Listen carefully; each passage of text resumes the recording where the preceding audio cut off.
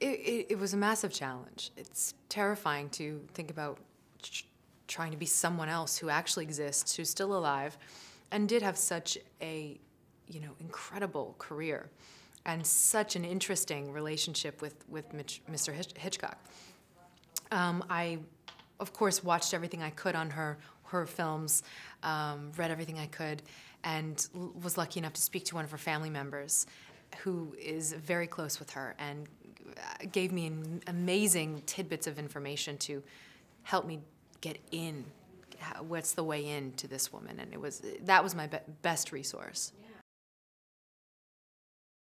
It was totally unbelievable, stupendously fantastic, and such a creative experience, working with this kind of talent for me was just, it was scary, and you really had to bring your A game, and you didn't know if it was totally working, but it was, this is a dream. This is a dream project to be with Anthony and Helen and everyone else is hard to beat.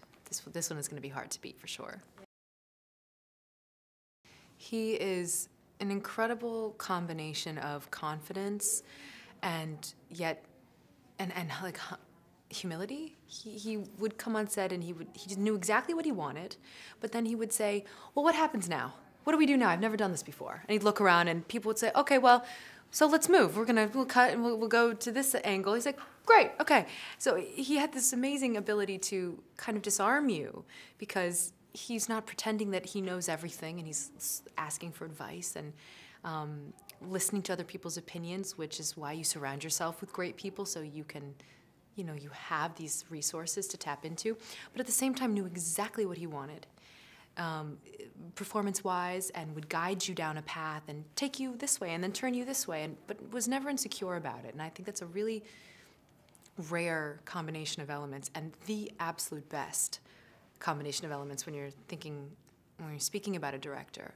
Plus he was warm and he was loving and made you feel like you were here for a reason and you are the best. And that, instilling that kind of confidence in your actors, I think, gives them a really great platform to jump off from. Yeah. Well, it changed completely. I've only known Hitchcock through the legend of him, through his kind of mythology in the film world, and this idea that he was just kind of a dictator and that he was very black and white about it's either yes or it's either no. No gray area there, and I just don't feel that's who he was anymore.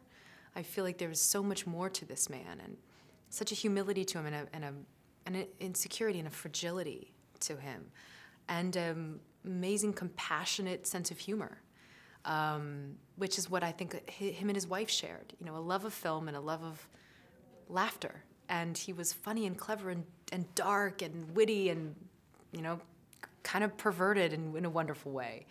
And I didn't know any of that about him. So I really do feel like my mind has been blown, after having done this movie. Yeah.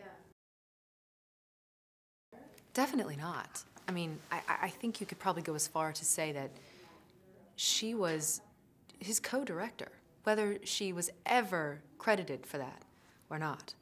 Every edit was run by her, and then she would put her, her print on it, her mark on it.